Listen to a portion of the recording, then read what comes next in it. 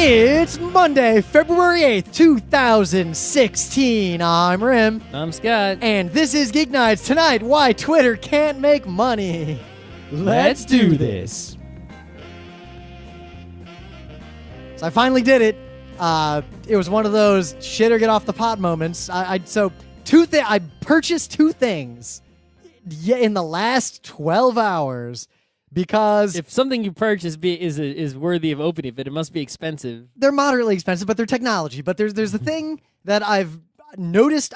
It bothers me when other people do it, and I vowed to never do it myself. Where you have a complaint, like I'm doing X and I am a professional at X, but there's a problem doing X, and yet there is Y, a piece of technology that will actually fix X.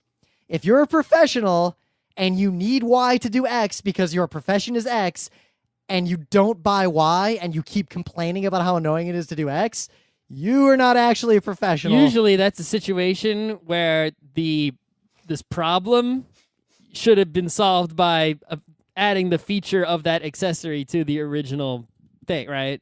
Well, yeah, there's a lot of nuance there. Or it might be like, I mean, in the 90s, or even actually not that long ago, like, want to edit video? Well, here are your options. That's like saying, man, driving this car sucks. I sure wish it had brakes. Well, why didn't you buy brakes? It's like the car should include brakes. Yeah, but what about, say, I want to do chroma keying, but it's 1920. That doesn't exist in 1920. Well, actually, it kind of did. Really? Yeah, but it was not done much the same way we do it now, but similar things could be done. Mm-hmm. Chemical processes and such. I was reading a lot about that stuff. I guess you could do something with a completely black background and light only the front things and then run the film through again. Yeah, or you could probably do masks and all sorts of stuff. That's what I'm saying. Yeah, automate a mask by overexposing one part all the way up. Then you have the mask, and then you can re-expose all sorts of nonsense.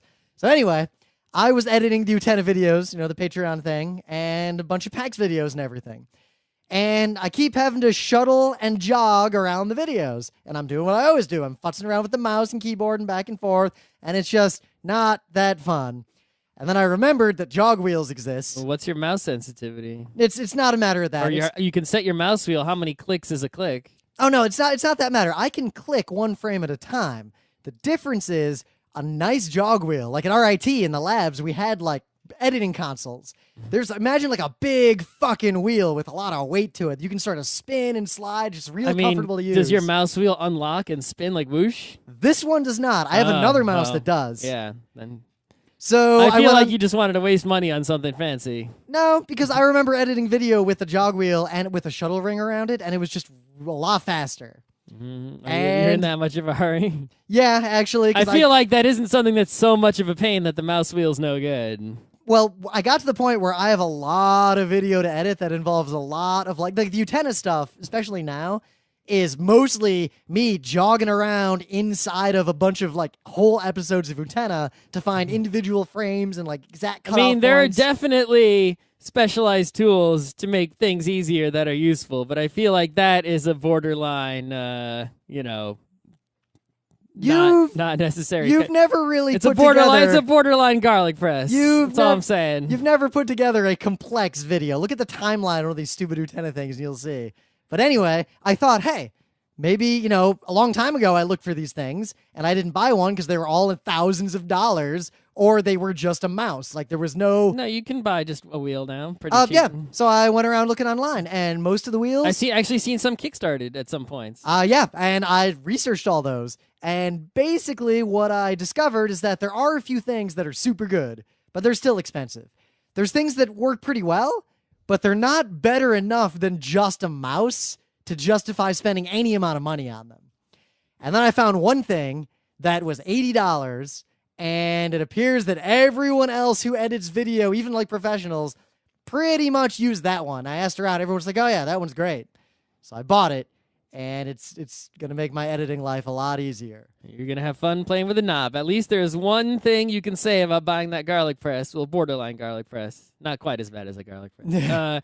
That makes it kind of okay, and that is you can play Breakout or Pong with it. Yeah, actually, the ulterior motive, I want to see if I can play Kaboom with it. You can play Warlords with it. I might be able to set it up, and then we can add some Atari games to our panel. So anything with a dual purpose gets a pass. But the other thing is I actually finally bought a new phone. Oh, okay. The Sony Xperia Z5 Compact came out in America with every LTE channel that I care about. Legit, like I can buy it for real, not some gray market nonsense. I can buy it basically direct from Sony on Amazon or B&H or whatever. And I did my last cursory research. Apparently Marshmallow came out and they all upgraded just fine. Does it have any weird stuff, or is it pure unadulterated Android? So I really dug into what Sony does, because of course it's weird stuff. There's only one line of phones that doesn't have any weird stuff. And the Sony stuff the is... iPhone? Well, like Nexus phones. Yeah, I looked into also the new small Apple phones, and I'm not going to wait for the unicorn to come out, because my Nexus 5 is a little hardware compromised. I was kind of counting down the minutes before it actually does die. And the fact that this thing is waterproof, I've been complaining about how there's no good small phone forever. And while this is not a perfect phone, it is literally the best Android hardware on the market in the entire world today, full stop. So you bought the least smelly poop. Yeah, I bought the best Android hardware. See, I just buy the gold, Jerry. Gold. Yeah, so this is an experiment, because if it's good, if it works, if my feeling that having a small phone with good hardware is better than the alternative, then I was right all along. And if I'm wrong, I can resell it for almost as much as I bought it for and just buy the iPhone 5 SE whatever when it comes out. I'm probably going to... Apple's doing this thing now where you sort of pay for your iPhone every month, and you can upgrade your phone every year. So just always have the current iPhone. You just always have the newest phone, and you get AppleCare forever also as like free instead of paying $100 a year for it or whatever. So if anything happens to it, you're fine. So actually the main thing was, because it's waterproof, that's increasingly a problem for me. Like, I kind of need a waterproof phone. Well, the iPhone is actually more waterproof than you would expect. Oh, yeah. It's not super waterproof. And yeah. Apple don't advertise that fact, but they keep making it more and more waterproof every release. Yeah, but they don't get the certification. They're not going to say it's waterproof. Because they want to fuck you if you get it in the water. Well, also, they don't want to deal with the edge case of, yeah, it's pretty much waterproof. Yeah, as soon as they actually said iPhones are waterproof now, people would be dumping that shit in the swimming pool and be like, ha, it broke, ha. Yeah, so I'm getting my new waterproof phone. I'm still not going to throw it in the pool. I'm still not going to shower with it. They're going to take it in the ocean?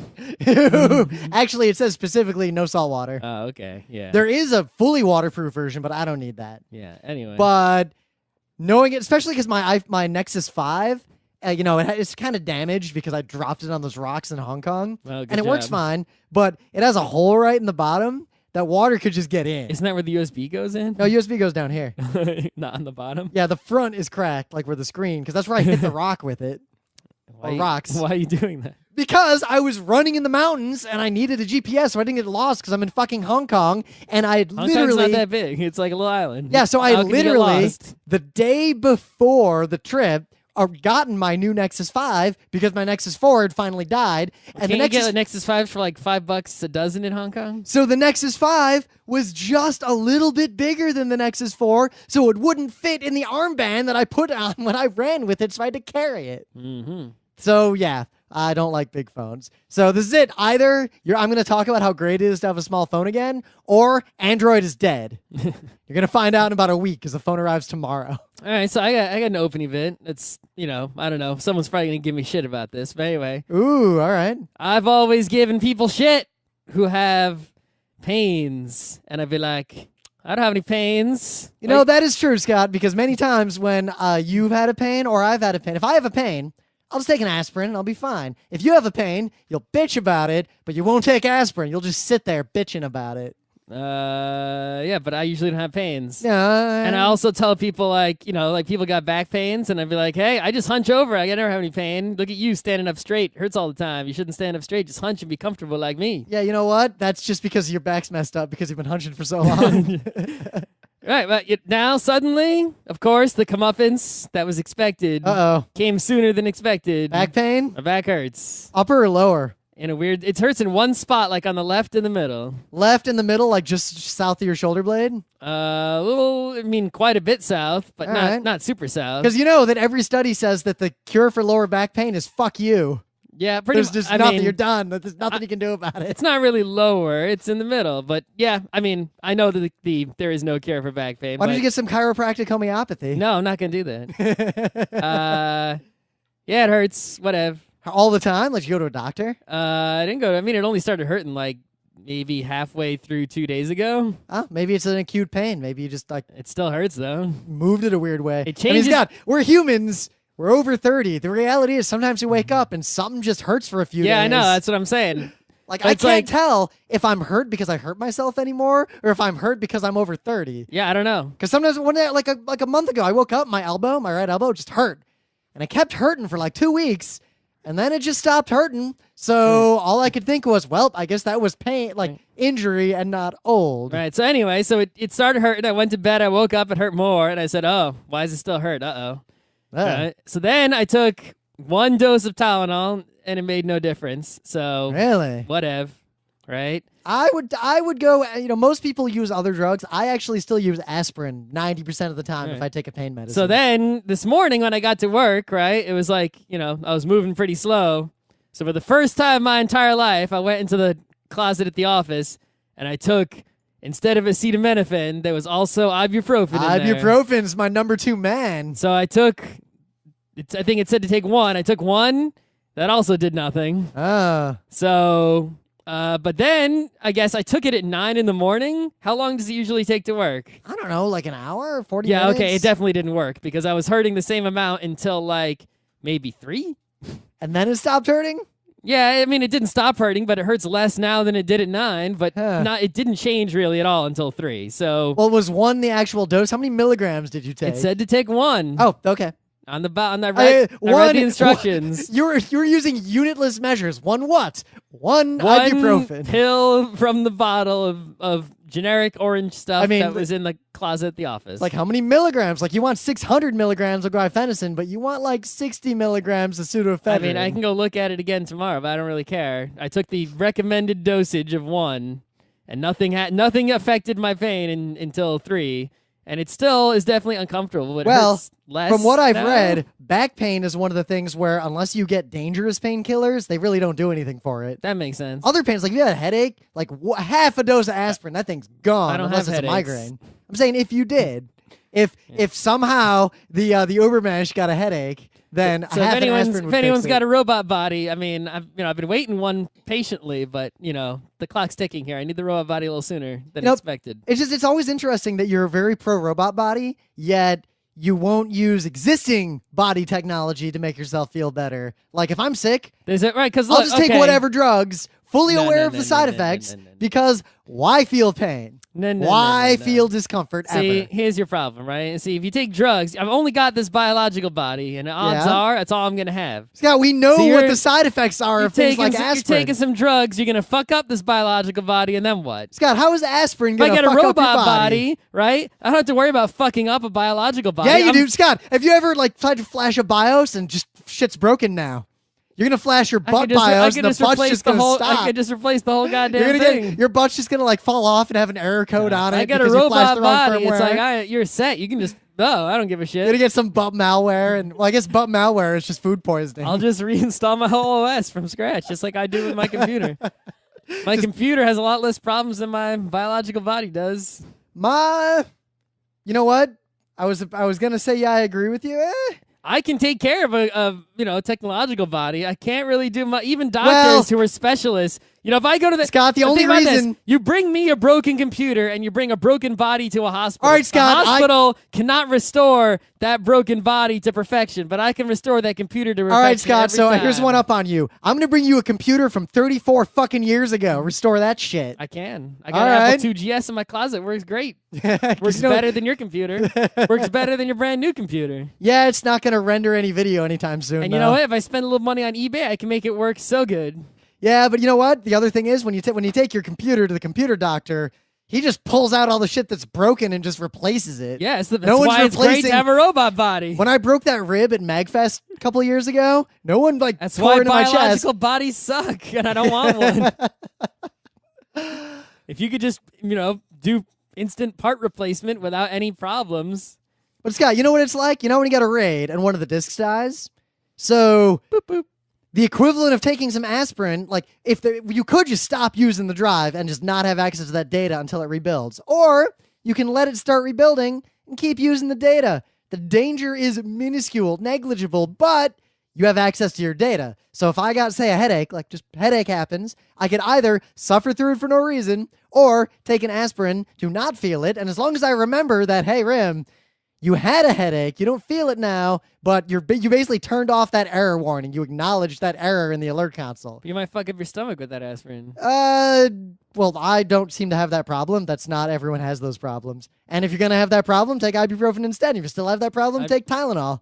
Yeah, I mean, Tylenol is definitely my go-to because I feel like... Tylenol causes more systemic damage than either aspirin or ibuprofen. But it causes damage to what? The liver. The liver, which in someone who doesn't drink is mad strong. My liver is ready for beating. My liver is like not done any work ever, so it's ready for all kinds of acetaminophen clearing action. Liver does way more than deal with alcohol. Alcohol is a relatively minor part. If I have to compare, right? If I have to go to battle with one of my internal organs, and I can send either my stomach, my liver, or... If I have to go to battle with an internal organ, I'm going for the appendix, gallbladder, something I can just fucking cut out and get rid of. Just fire I think my liver is If you've got a bad ram steak, you just pull it out and you're good to go. I think my liver is going to win more battles and has more hit points than the others. So if I'm going to do some damage, I'll take it in the liver. I'll allocate my 3 right torso damage to the liver.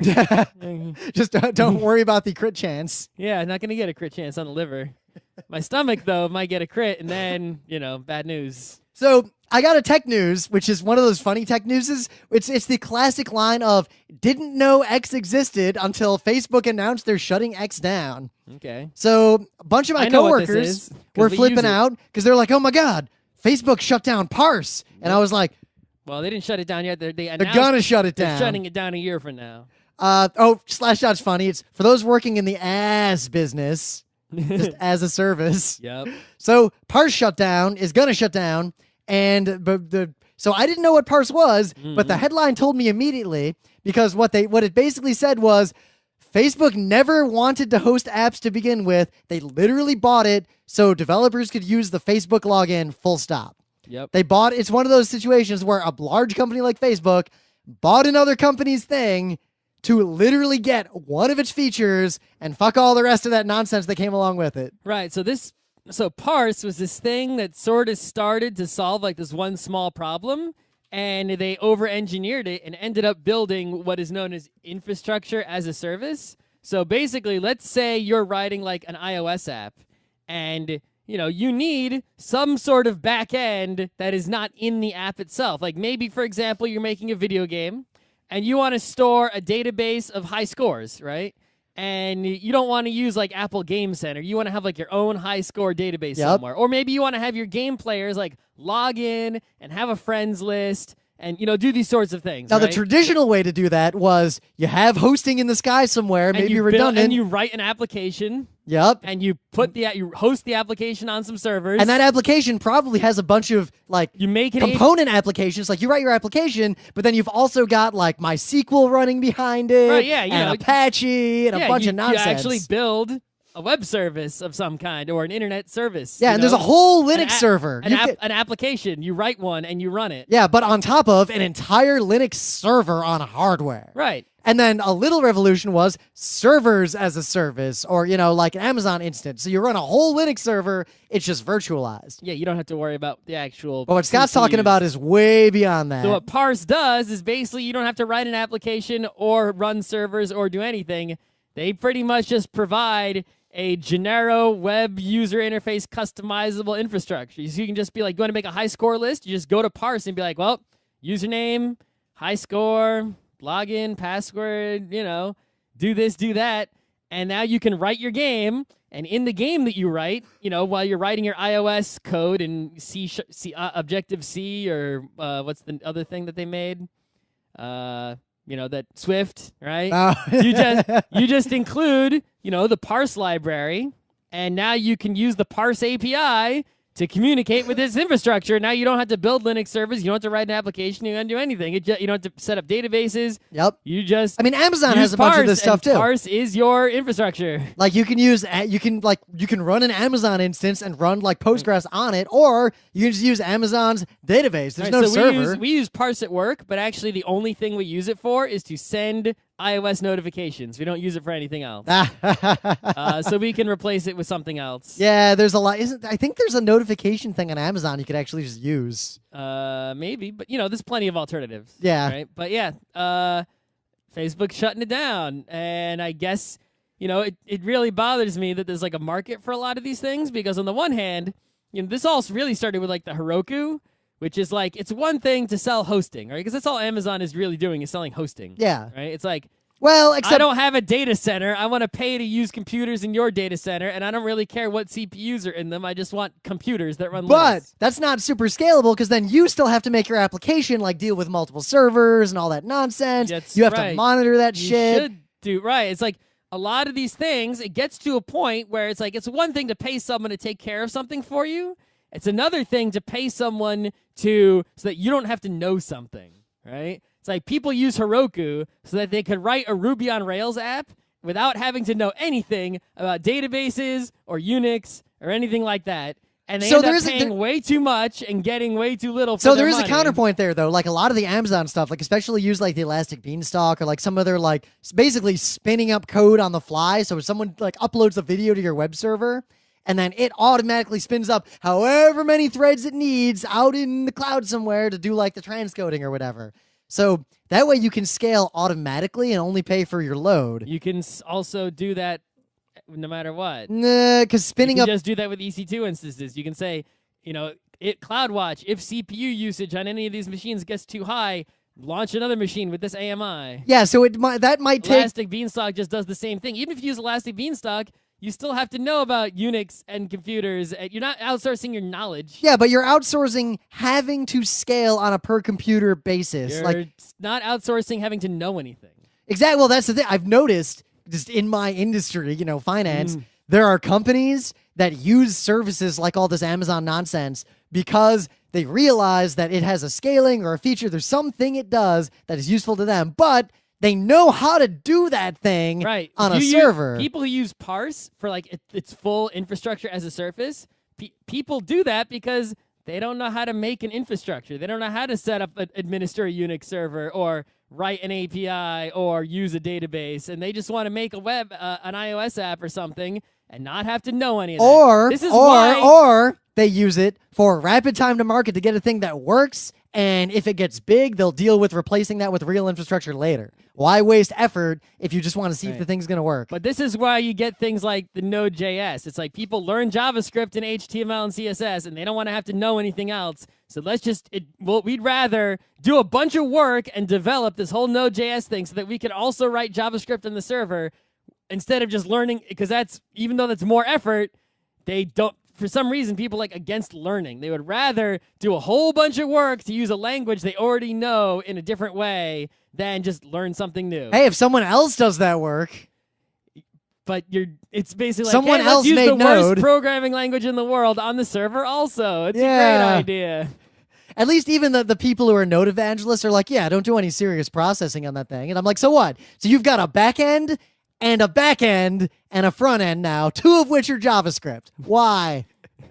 Why can't your JavaScript front end talk directly to your Java whatever back end? It seems like there's so many, all the hotnesses now these days aren't new things. They're just people reinventing the wheel in different ways so that they don't have to learn the existing ways to do a thing. It's like, I don't want to have to learn how to make an API. I'll just use Parse. I'll pay money to avoid learning.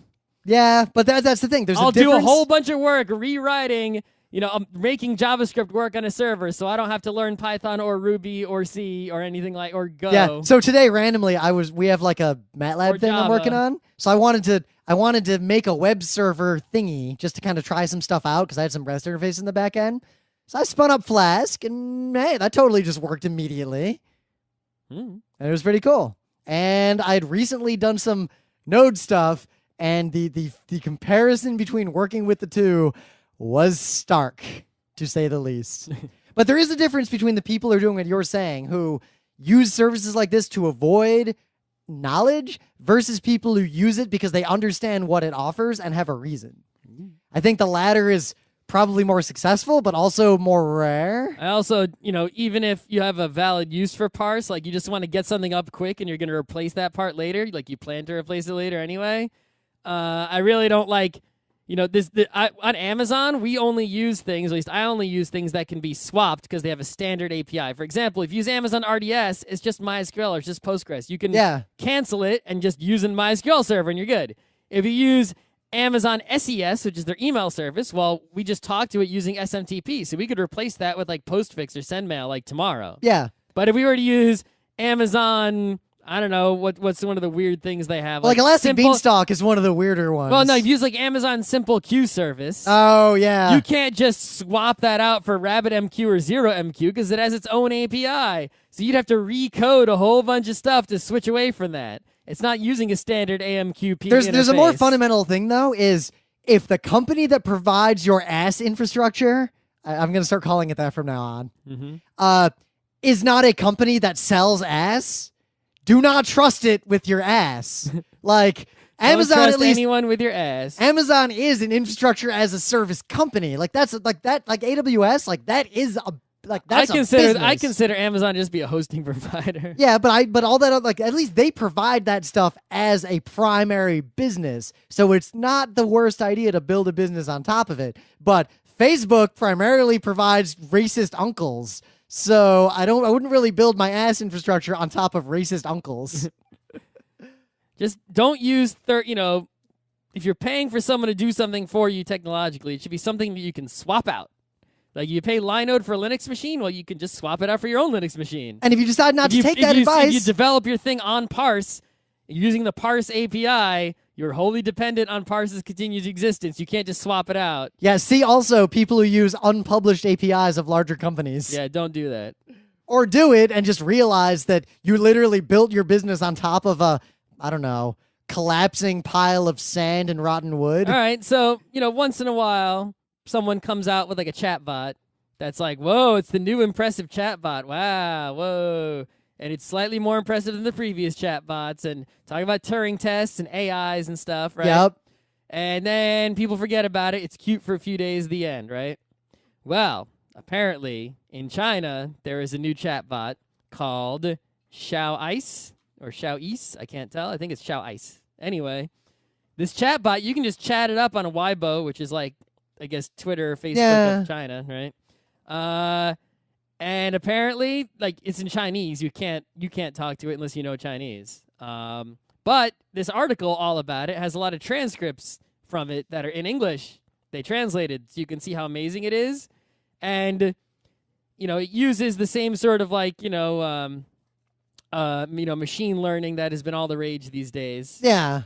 This thing, I think, is notable in that it is not just one step ahead of the previous chatbot that was exciting, which I guess was Eliza maybe or something. I don't know. Well, so there's a side conversation. I actually have this saved. Chatbot is maybe like 5 steps ahead of the previous chatbot. I have a bunch of articles saved. Actually, I wanted to do a show on this in the future of the reverse uses of chatbots. There are chatbots that are designed to predict what you would say to people, so it can respond automatically for you on social media and be indistinguishable from what you would have said anyway. Mm-hmm. That's the real awesome and scary shit about chatbots. Yeah. But anyway, this chatbot is, it's just like this person to talk to, and is like at least 5 steps ahead of any previous chatbot I've seen. So I think developments in this, past the Turing test area are perhaps accelerating. Oh, not just Turing. I think machine learning had a recent subtle acceleration because Go wasn't solved, but there's that AI that basically no human can beat now. Like, people were saying that wouldn't happen in our lifetime, and it appears that it already happened. Well, people are just taking the Google Google recently opened up their, what the hell did they name the stupid thing? I keep forgetting the name of it. Oh, yeah, because I was just reading the article on it. We were talking about it the other day. Yeah. Their machine learning thing that I'll probably remember the name of later in the show. If I can go find the article on the Go thing, because I was arguing with someone on YouTube about it. But basically, Google's strategy has always been to replace the fact that, like, look, we can't code the logic of a brain.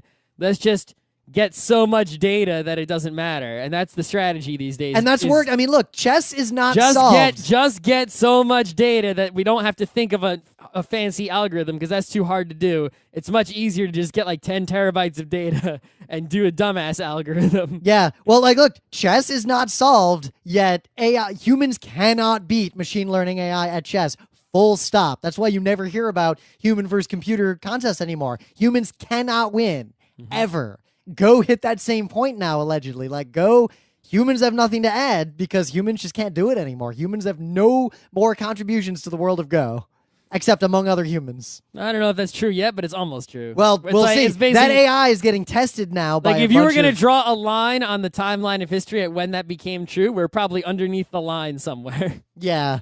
So maybe there has been an increase. Maybe I should start checking on like the current state of machine learning. Like, so there was actually Google put up a free machine learning course, and I went and I watched like the first YouTube video, and that is definitely not a course that I think they lied about the prerequisite knowledge that was required. Because the guy basically asked you a question, and he didn't. It's one of those teachers that I hate, like my 10th grade chemistry teacher, who asked the question before teaching you anything. They ask the question, and then they answer it afterwards, and it's like, fuck you, teach me, and then ask me, dumbass. And he expects me to answer. It's like, what's 1 + 1? And you're like, what the hell is plus? And then afterwards, they're like, it's 2. This is what plus is. And it's like, go fuck yourself. I can't sit through this. Teach me what plus is. Show me 1 + 1, then ask me 2 + 3. That's how you teach. All right? Well, maybe. So I couldn't learn machine learning from that machine learning course. Not. There's something ironic in there somewhere. I have to find another source of learning machine learning. So actually, talking about learning, this is a total tangent, but there's a bunch of research kind of recently. You know, the idea that different humans have different styles of learning? That might be all bullshit.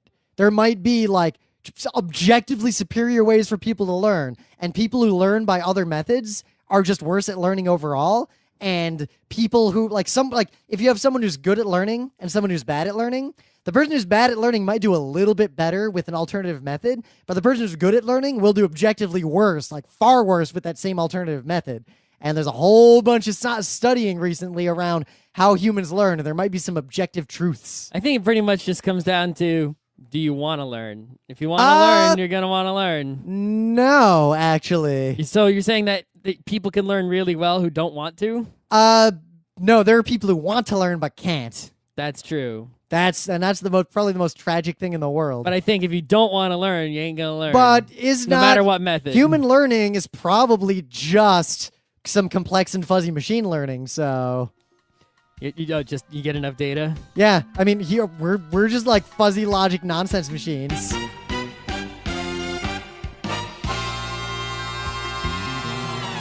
But anyway, things of the day. So I found this video, and then I realized it was 8-Bit Guy. We featured his some of his stuff in the past. I've wanted to use a few of his videos for things of the day, but I don't want to use the same guy so much. Exactly, especially because a lot of the ones of his that are my favorite are, well, anyway, this video actually kind of stood out. He took one of those like crapo APC like backups with like the lead acid battery, like, here's your UPS to keep your computer going for like 5 minutes after the power goes out. And he drills it apart and talks about how to make it 100 times better and how poorly made these things are. And it teaches you a lot. Like, if you are young and you might go into IT and you might need to know about in data centers, like why DC power and power buses and like AC and all like that world and why it actually matters to know about that stuff. This video will pretty much summarize everything you need to know in that regard about why maybe we don't actually want AC power within our data centers. I mean, pretty much anything modern runs on DC power. It's just DC power is hard to distribute. AC power is kind of shitty at moving anything other than like a heater or a motor that spins. I mean, usually in a data center at the on each rack, you've got, an AC to DC converter, and then all the computers take DC, right? No, usually you've still got a PDU. You have little power supplies in each rack-mounted computer? Yes, you have a PDU that distributes the AC power to all the power supplies that are redundant. That sounds suboptimal. So it is, and is even Google and Facebook and the really big data centers doing it that way too? So some data centers will use direct DC power, but it is such a fucking pain in the ass to deal with that stuff. Oh, it's it ends up being cheaper for a lot of people to deal with all the problems of AC distribution. But I feel like so many power supplies is like so many more points of failure. Yeah, welcome to the world of data center management. You want to learn the whys of this? Just go to college for like 5 years. Anyway. So this video is fascinating if you don't know about this stuff. And even if you do know about it, like a lot of people think if they have like a UPS that the computer's running off the battery and the battery is just constantly being charged. That is not how most shit tier UPSs work. No, the battery just sits around. But the way this guy modded this one, it does work that way now, and it's way better. Wouldn't the battery, though, like lose its life if you keep lead doing acid batteries. They don't lose their life ever. Really? They're basically invincible. A lead acid battery can just keep getting recharged Lead acid batteries, and used forever? Why do you think your car battery lasts forever unless you break it or something? Car batteries don't last forever. They last for long goddamn time. They last longer than any lithium-ion battery you're ever going to see. Sure. Anyway, this video's great. So way back in the day, like the 80s, there were these computer learning books, and maybe you've recognized them if you see the cover. They were published by U.S. Usborne Children's Books. They had books such as Machine Code for Beginners, Computer Programming. They also had books that had like listings, like here's a program in BASIC, type this into your, ZX Spectrum, and then it'll run, and you'll be able to play an adventure game. I used to get magazines. A lot of magazines had like basic programs in them. And I didn't have a computer, so I was always desperate to be able to type them into something. Right. So Usborne has 2 modern computer books to teach kids about computers. Those books are Code for Beginners Using Scratch, which is this really cool MIT sort of learning computer language thing. It's kind of fun. And another book called Lift the Flap, Computers and Coding. But all them old books from the 80s, they have them on their website. You just click and you see them. They're just there. They have a copyright notice, and the way the copyright license is that they own the copyright. It's not Creative Commons. You can't redistribute these PDFs on your own, but as long as you come to their website and click, you can get a PDF and use it all you want for yourself. I kind of want to go there and copy-paste some old BASIC programs into an emulator. I don't know if you copy-paste out of a PDF into a ZX you know what? I could do it old emulator. school. I could do it old school and literally just type the code in. Yeah, I mean, come and take my Apple II GS and we'll type the code in. Maybe we should. That'd be there. We should make a Let's Play video where we do that. The problem with my Apple II GS is not that it's broken in any way, is that I only have 5 1/4 inch floppy drives and 5 1/4 inch floppies. You can get a 3 1/2 inch floppy drive for it and use 3 1/2 inch floppies. I do not have those, and they are not, the price they are on eBay is not really worth it to me. Yeah, we'd get like a few weeks worth of entertainment, and then we'd probably not use it ever again.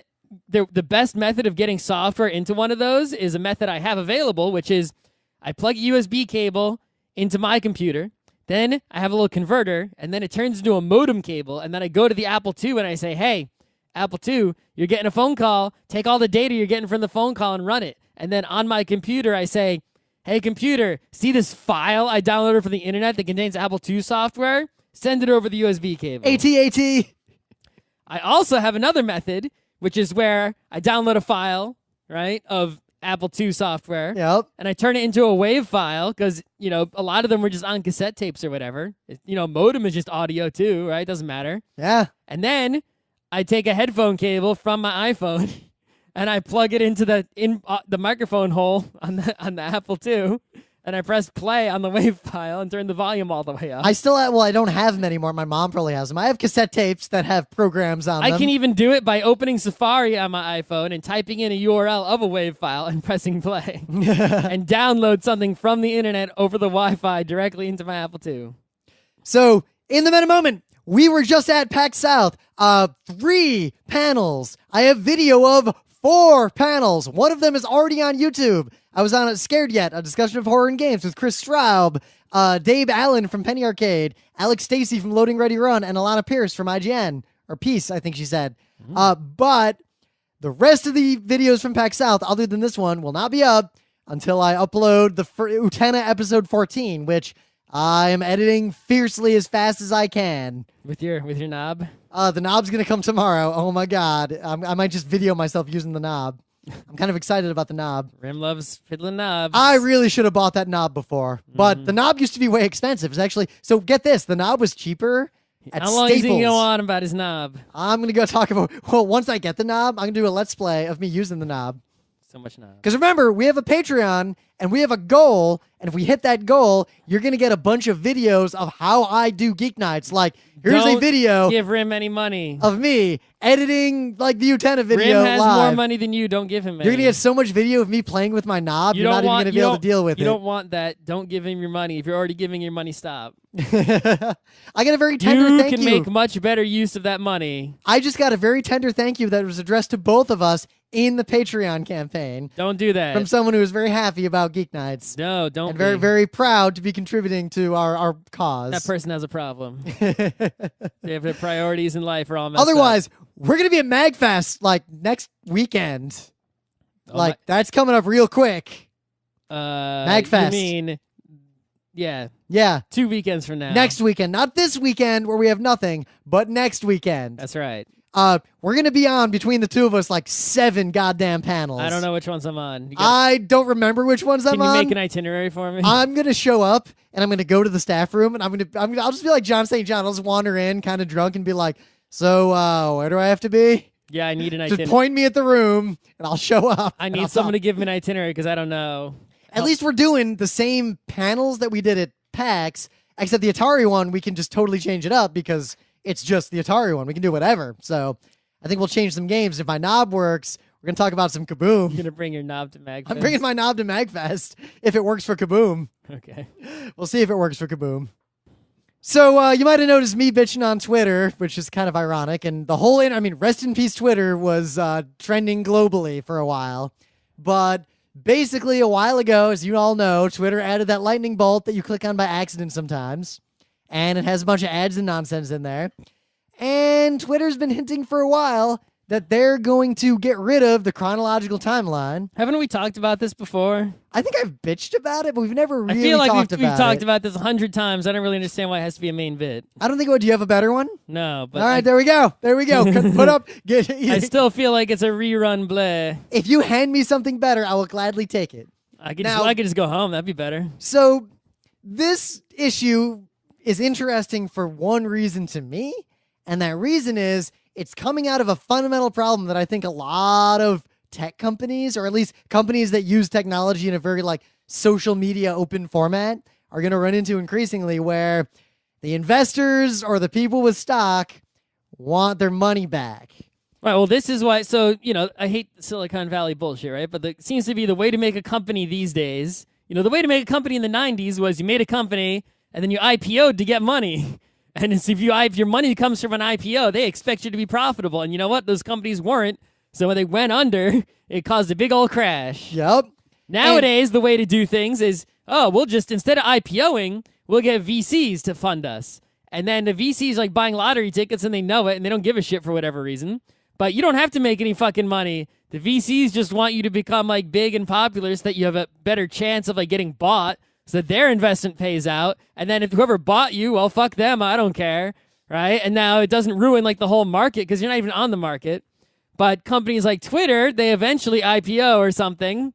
And then, we actually have to make money now. We actually need a real business. None of these tech companies are real businesses that make any money and do anything valuable. Qualify that by the fact that Twitter makes $1.5 billion a year, and apparently that's not enough. It must cost a lot to have all those computers. Yeah, because all that ASCII, gotta get that ASCII all those going everywhere. Employees. It's ASCII everywhere. But also, it's just that even when you become a public company, they expect your profits to keep increasing. So even if you do manage to profit, from some mechanism, they expect you to go more and more and more and more, right? Look at GoPro. GoPro went public, and the stock went whoop, because it's whoa, this is clearly a really popular fucking thing, right? Everyone's buying these GoPro cameras everywhere. Yep. Counterpoint, and again, while I am And GoPro still profits. They sell plenty of cameras, stock but they're not great. doing any better than they used to, so the stock went Eee. So a lot of people make the mistake, and again, I am not giving investment advice.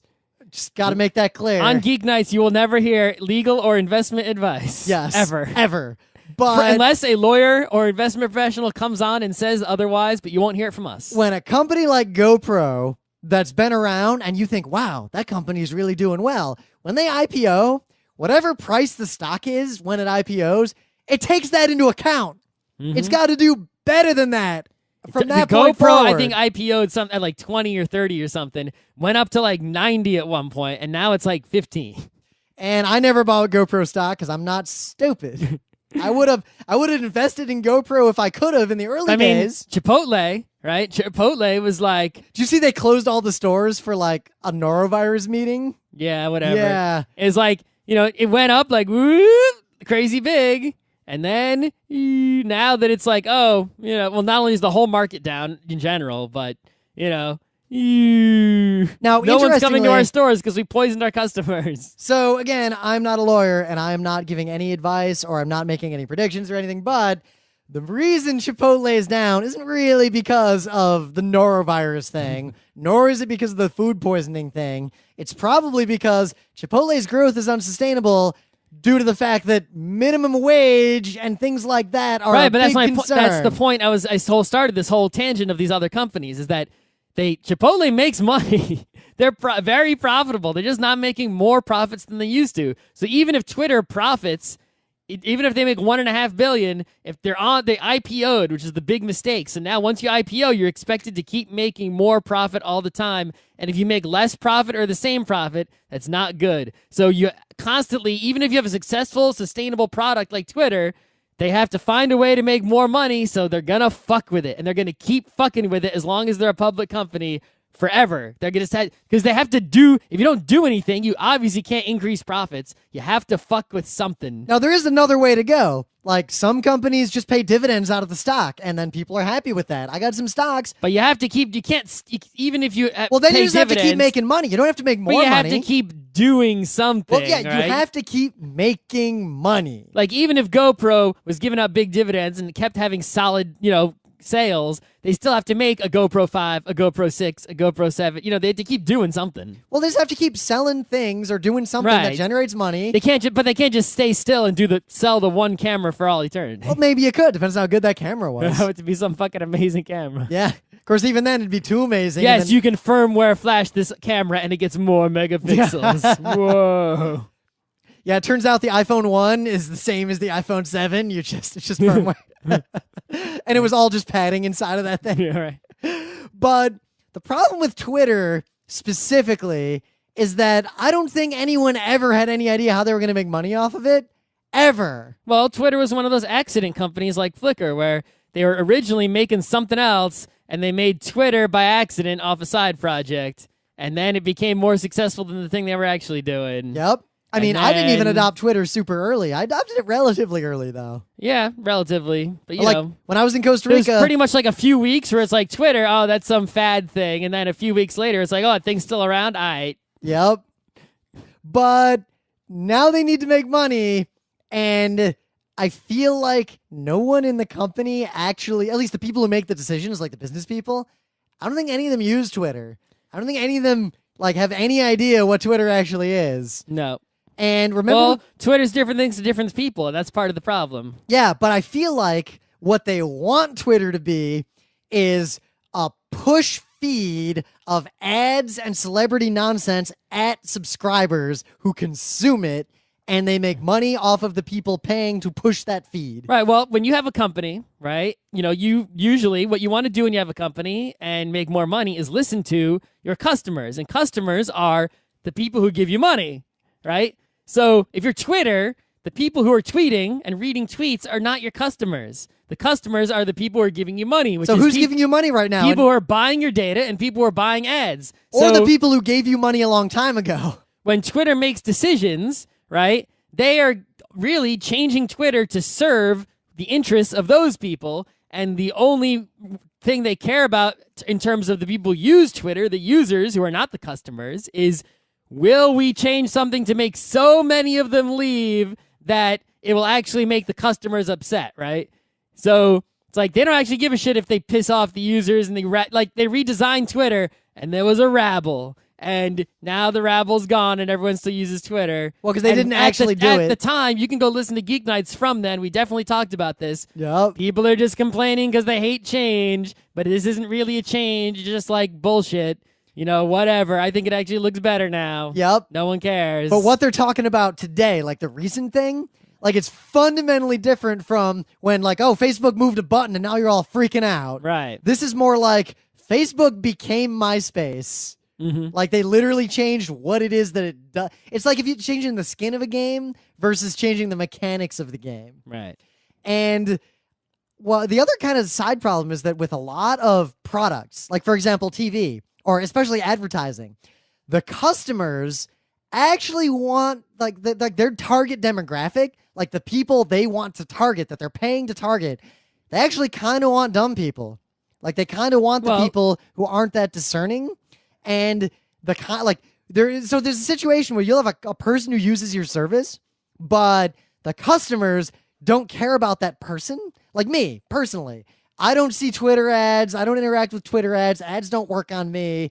So I'm just costing Twitter money. Like, every time I look at Twitter... You're getting a free service. You're basically getting this communication platform, and you're not paying anything for it. Every time I search Twitter, I'm just costing them a little tiny bit of money. Yeah, every time I look at Twitter... Their CPU has to execute a search. Their network bandwidth has to send you some data, you know, and you don't pay them jack shit. Yeah. Now, you might say, oh, but Rim, you're providing them content that will make more people use Twitter. Yeah, I'm providing content for 1,127 people. Twitter doesn't give a shit about the people who use Twitter because I'm on here entertaining them. 1,000 people, that's less than the number of people in the panel room at PAX. Yeah, if RIM quit Twitter, their profits would go up by the amount of CPU resources that RIM uses. Number of people... Which is a lot, because he's like a Twitter addict, so you'd be like... a number of people greater... It might even add up to like $1 or $2 a year in terms of just electricity. If I quit using Twitter, a number of people greater than 0, but statistically less than 1, would quit using Twitter. So, I don't matter at all. But I feel like my use case of Twitter is the only actually interesting thing Twitter does. Yes, you're the only... No one else using the same thing in a different way has any validity. Only the way I use it is valid. Yeah, I mean, obviously that's a real... The way you use Twitter that is different from the way I use it is not okay. Only the way I use it is good. I guess my question for you is, Scott, what do you use Twitter for? I use it for the same thing you use it for. Yeah. So, is there any way to make money off of you on Twitter? Yes. All right. How would you, if you were Twitter and you wanted to make money off of Scott's, how would you do it? Charge me for Twitter. Yeah, I'd pay for Twitter because then I'd be the customer. Yeah. You know what? If I'm the customer, it'll just do what I want. I mean, we both use Twitter because it's a public chat room of all of our friends. And it's also a public chat room where there's a bunch of other public chat rooms nearby, and I can kind of listen to all of them. So, like, there's people that don't know me, but I know who they are. Twitter isn't perfect. It could be better, but it's just all the people that I want to be are on there. So, and it would be hard to get all the people that I want to move to something else. So even though Twitter, I could probably make a better Twitter on my own, I couldn't handle that many users without spending a lot of money. Or without using ass. Right.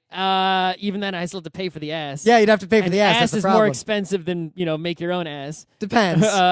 And all those people I want to be on there wouldn't come over and abandon Twitter for it. So that's really the value of Twitter is, for me, is I want to be chatting with those people that I follow and that people that follow me who want to hear from me. I want them to hear from me when I have something to say. Yep, but I feel like, because Twitter, I mean, the ways they've tried to monetize are analyzing and or selling their data, which, sure, everyone go does ahead, that. whatever, you can have it. I don't really care. I mean, that's you want to collect data about my YouTube video I retweeted? Go nuts. Yep, I mean, I pay for YouTube with the data that they get from my videos and the people who pay for Red. I pay for YouTube directly with YouTube Red. Yeah, I don't. So anytime, like, if you watch our panel video, even once, I get a tiny amount of money. There. Well, how long do I have to watch it for? I have no idea. I watched it for 1 second to make sure it works. So I actually was looking at the stats. The money that the GeekNights Rim YouTube channel gets is about 50-50 between people who see ads and people who pay for YouTube Red and watch the videos. I'd be really curious how many total people out of all YouTube users pay for Red and how many,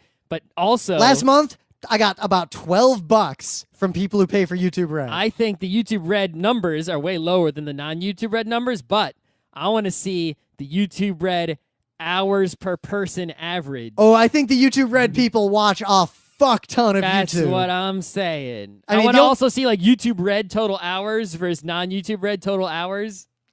Right? There'll be some interesting information there. I want to know. Yeah, YouTube Red is like the perfect example of how to monetize something effectively. Yeah, give me Twitter Blue. I'll pay for it as long as I get awesome stuff like no ads and You know what? I pay what, $12 a year for Flickr? I'd pay $12 a year for Twitter. I pay 24. I use Twitter way more than Flickr. Yeah. I might even pay them like a small amount per month, like a couple bucks a month. Yeah. Now the thing is, we talked about this because someone a while ago when I found this quote from some advertising guy or whatever. But when you pay to make ads go away, you're identifying yourself as person with money, which makes advertisers want to pay more to see you. Yeah. So then if we pay for Twitter with no ads, someone's going to offer them they're going to turn around billions. and be like, oh my God, if we could show an ad only to the people who pay for Twitter Blue, I would pay you like $1 zillion. And Twitter would be like, oh, okay. And then it's like, I will pay even more money to make them not see this ad, right? And then Twitter's like, okay. Because, and even though, some of you work in advertising and you occasionally disagree with me on Twitter, and one, fuck you, but two, the fundamental idea of advertising is that you are paying to force other people to watch something they don't want to see. If they want to see it, it's not advertising, it's research. You're paying it to basically like steal a part of someone's life, and infest one or more of their 5 senses with sensory inputs that you want to put there that they don't want to put there. Because if I want to find out what movies are coming, I might go to a movie and see the trailers because I chose to walk into that room and watch them. Or I might ignore the trailers and like come into after the trailers start. I get to it's like you are paying to force me to hear something I don't want to hear, see something I don't want to see. It's like torture that you bought. Yeah, like someone has a torture device and you rented it from them and chose the means of torture. It's also very telling that 90% of the torture that is inflicted upon me is car ads. Guess who's never gonna fucking buy a car? Actually, if I do buy a car, it'll be like a Ferrari or some shit, and they don't advertise. Yeah, really. or I'm gonna buy either that, or I'm gonna buy the cheapest possible car because I don't care. Or I'm only gonna buy a car if I'm so rich that I can afford like the car and a garage to put it in and whatnot. So, funnily enough, I am thinking about buying a car. Can you afford a garage space? Because Zipcar got so expensive, I was actually looking into this. And if you and I split a lease on a car and paid for parking, there is a parking spot available at my building for $150 a month. So if we got parking for less than $200 a month, it would be $150 a month at my apartment. And a perpetual lease where you just like get a new car every couple of years and you pay like $200 a month for the lease, which those exist. $350 a month plus taxes divided by 2, so like $200 a month. I'm not paying that. So $200 a month would be cheaper.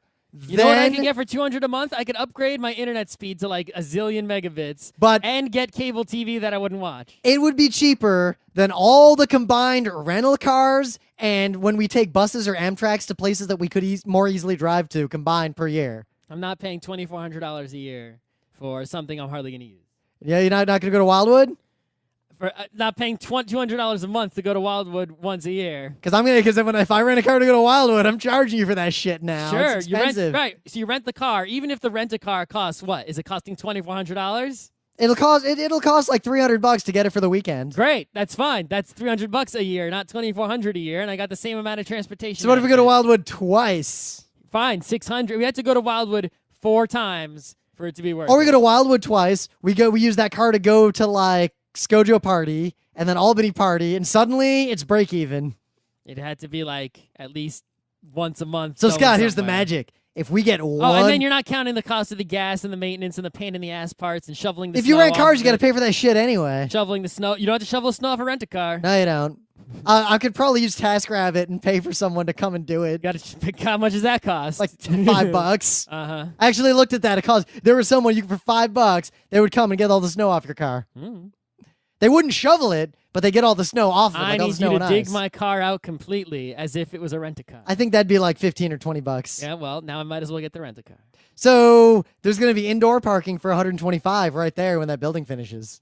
What? $125? Whoa, mine is outdoor parking for $150. Yeah, because there's going to be a whole parking garage in there. But you got to live in one of these buildings to get access to it, which I do. You can live in this building and buy parking in this that is all building? one complex. Even that building that's right there? All the yellow buildings are one big complex. Oh, okay. But Scott, here's the magic. If we get one more person in on this car... Okay, if we divide it one more way... Like Chase, then it's set. Then be like $125 a month? Yeah, then suddenly it gets good. I would pay $100 a month if I could have a car, and maybe $100. That's like borderline. Anyway... Twitter, yeah. Tangent. Yeah, so Twitter. Tangent much? But, so Twitter started selling ads... And I started just flagging every ad I see if I use the main, because I don't use any of the. People keep telling me, oh, use this weird Twitter client. I use TweetDeck in Chrome on the PC, Yeah. which has no ads, but when I'm on the iPhone, I use the regular Twitter client, which has ads. Yeah. And I use TweetDeck because I'm like setting up all my scheduled tweets and like all my nonsense. But I just go to the Twitter website at work. Like, I'm not going to Oh, I use TweetDeck at work. Nah, I just use the Twitter website because it's fine. I actually see so few ads because every time I do see an ad, I flag it as offensive. And Twitter won't show it to me again. So what I found is if you keep flagging every ad you see as offensive, eventually you start seeing like the weird ads. I started seeing a bunch of ads for like cults, like Scientology. I started seeing like Mormon ads. I started seeing like a lot of weird, like not like homeopathy. You know, but the Mormons bought ads in the playbills for Book of Mormon. Like... How you like that? You know what? +1 to Mormons for having a sense of humor. That's actually also probably not the worst idea. You know, compared to other cults, the Mormons, they kill you with niceness. Yeah. Right? I'd take the Mormons over Scientology any day. Sure. But then I started seeing ads for like furry like cosplay nonsense. Well, stop retweeting furry cosplay nonsense. No, so a bunch of other people were talking about this. You see this weird, and also anime. I've been seeing some Twitter ads related to the things I tweeted. I saw the most ads for specifically cosplay lenses to stick in your eyes. I haven't seen any of those. I saw nothing but ads for How that. many cosplay people are you following? Because I'm following one.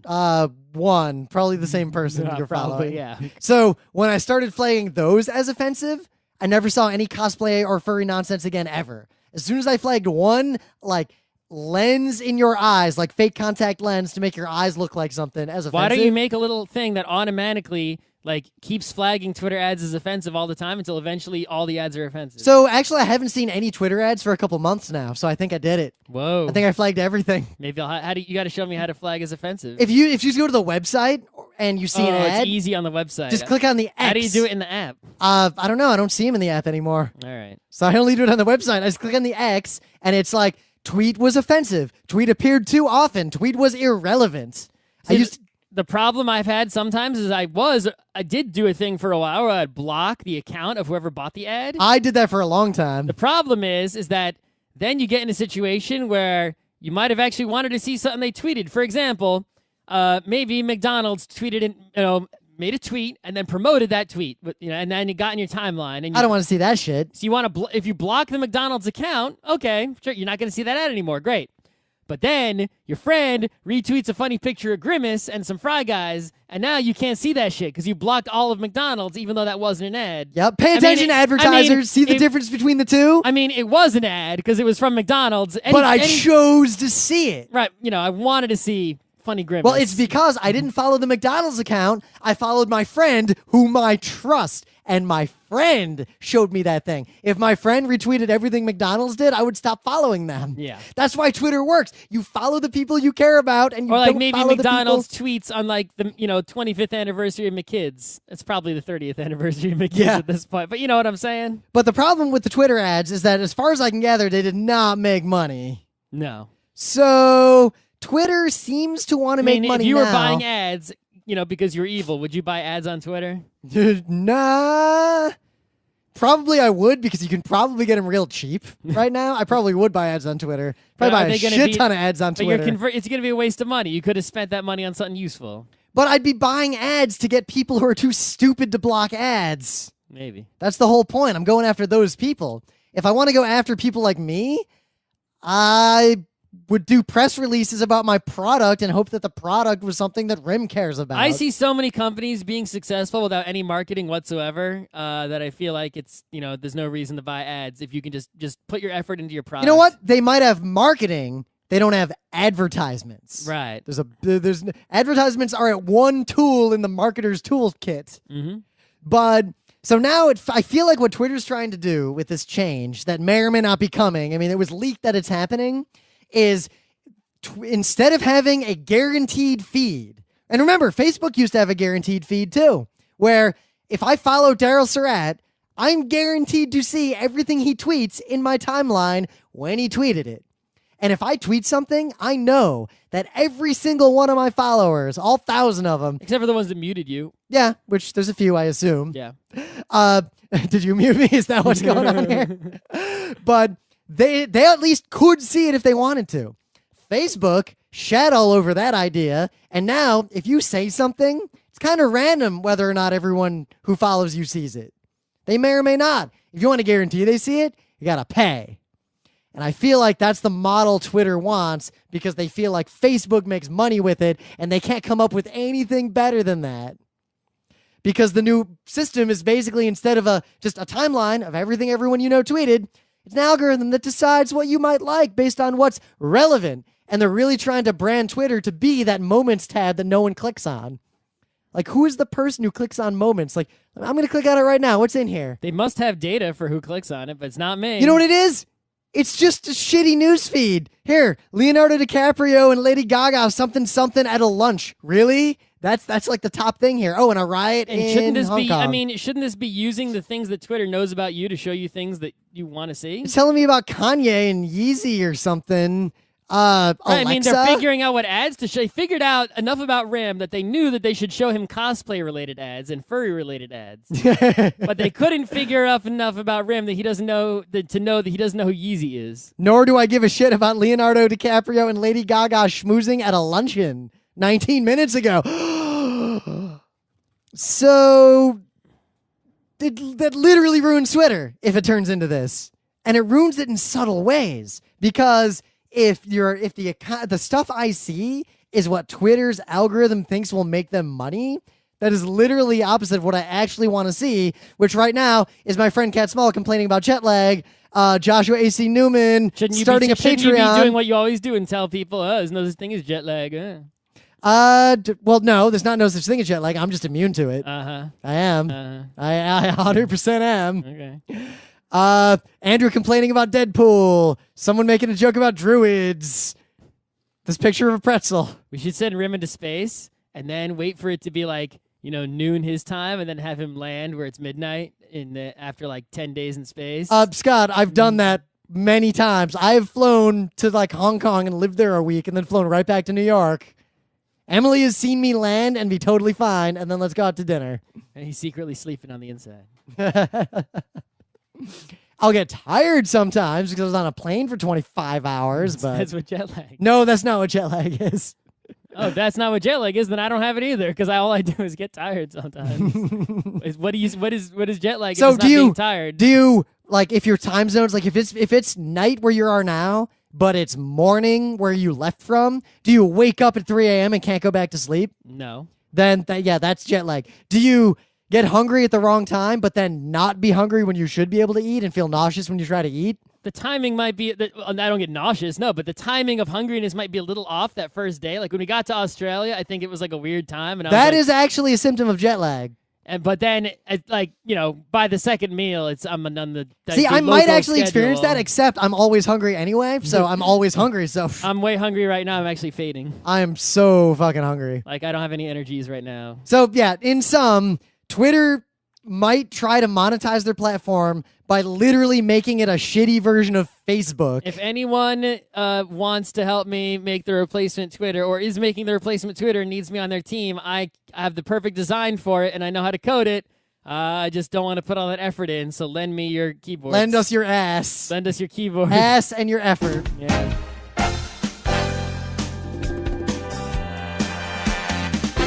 This has been Geek Nights with Rim and Scott. Special thanks to DJ Pretzel for the opening music, Kat Lee for web design, and Brando K for the logos. Be sure to visit our website at frontrowcrew.com for show notes, discussion, news, and more. Remember, Geek Nights is not one, but 4 different shows. Sci-Tech Mondays, Gaming Tuesdays, Anime Comic Wednesdays, and Indiscriminate Thursdays. Geek Nights is distributed under a Creative Commons Attribution 3.0 license. Geek Nights is recorded live with no studio and no audience. But unlike those other late shows, it's actually recorded at night.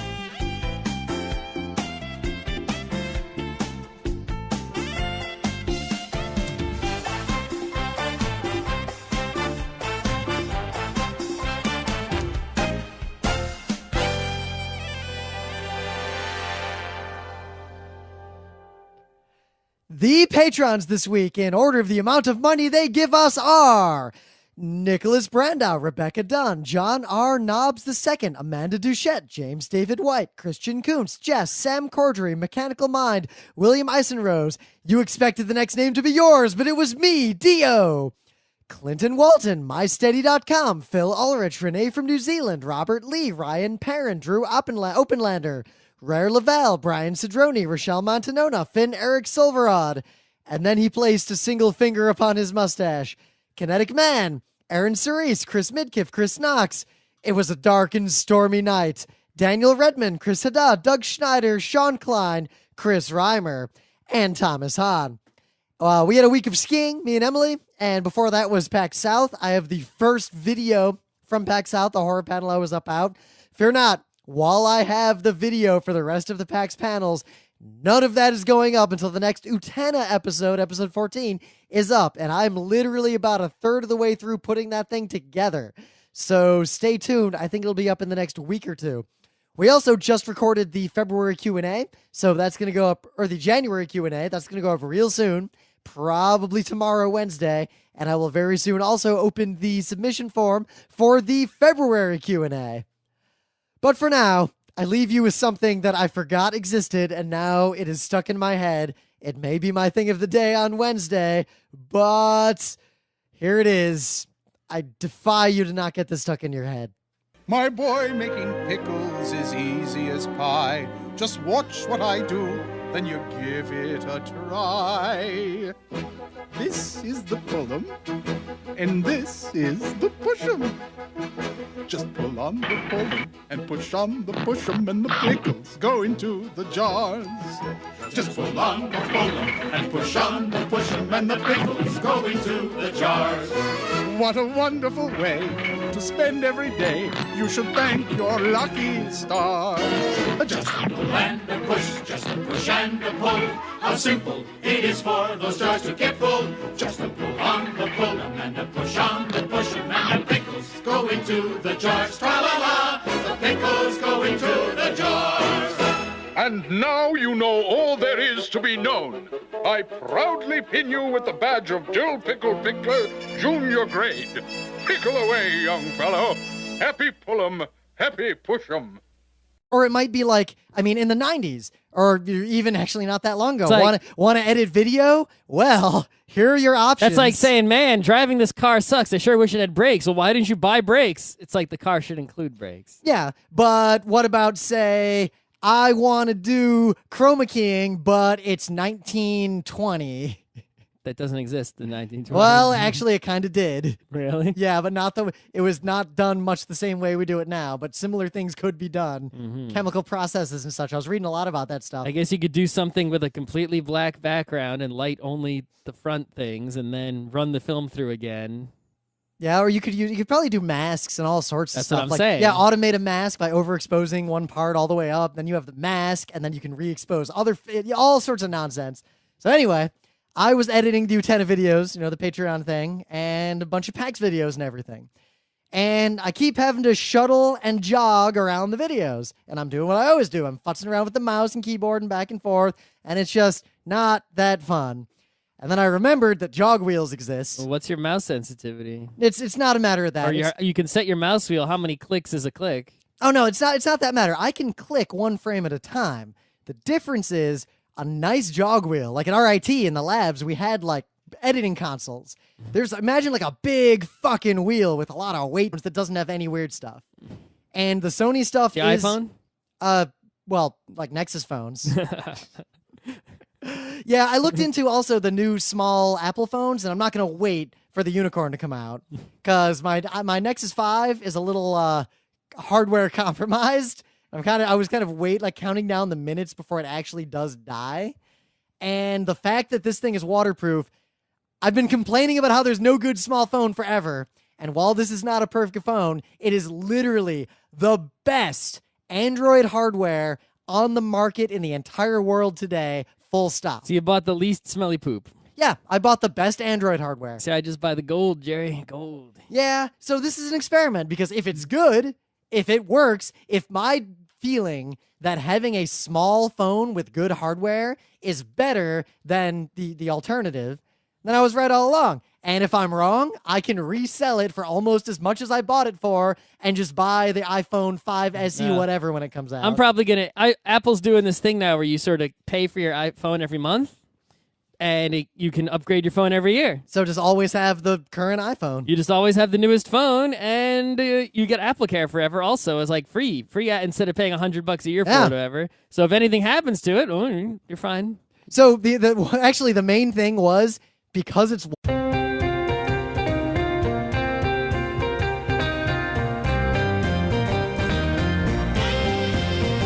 It's Monday, February 8th, 2016. I'm Rim. I'm Scott. And this is Geek Nights. Tonight, why Twitter can't make money. Let's do this. So I finally did it. It was one of those shit or get off the pot moments. I purchased two things in the last 12 hours. Because if something you purchase is worthy of opening, but it must be expensive. They're moderately expensive, but they're technology. But there's a thing that I've noticed. It bothers me when other people do it, and I vowed to never do it myself. Where you have a complaint, like I'm doing X and I am a professional at X, but there's a problem doing X, and yet there is Y, a piece of technology that will actually fix X. If you're a professional and you need Y to do X because your profession is X, and you don't buy Y, and you keep complaining about how annoying it is to do X, you are not actually a professional. Usually that's a situation where this problem should have been solved by adding the feature of that accessory to the original thing, right?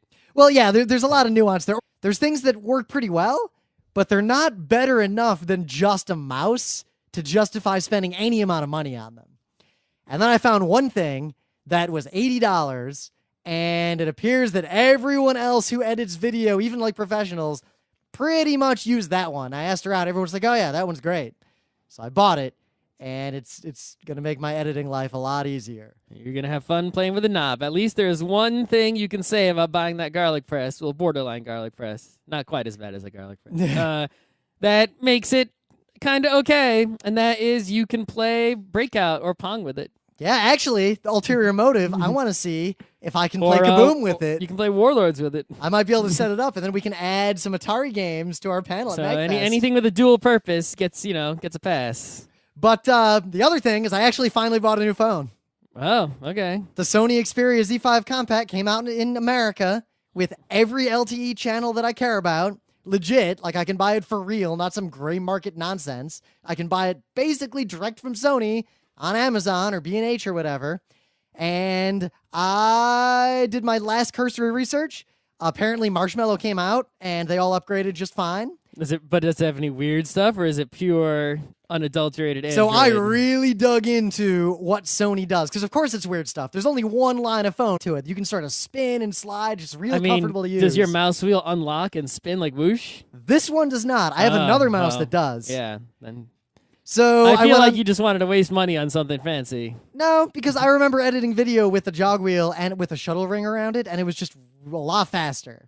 Mm-hmm. You're in that much of a hurry? Yeah, actually. I feel like that isn't something that's so much of a pain that the mouse wheel's no good. Well, I got to the point where I have a lot of video to edit that involves a lot of like the Utena stuff, especially now, is mostly me jogging around inside of a bunch of like whole episodes of Utena to find individual frames and like exact cutoff points. There are definitely specialized tools to make things easier that are useful, but I feel like that is a borderline, not necessary. You've never really It's a borderline garlic press. That's all I'm saying. You've never put together a complex video. Look at the timeline of all these stupid Utena things and you'll see. But anyway, I thought, hey, maybe, a long time ago I looked for these things and I didn't buy one because they were all in thousands of dollars, or they were just a mouse. Like there was no... No, you can buy just a wheel now. Pretty cheap. Yeah. So I went around looking online, and most of the wheels... actually seen some kickstarted at some points. Yeah, and I researched all those. And basically what I discovered is that there are a few things that are super good, but they're still expensive.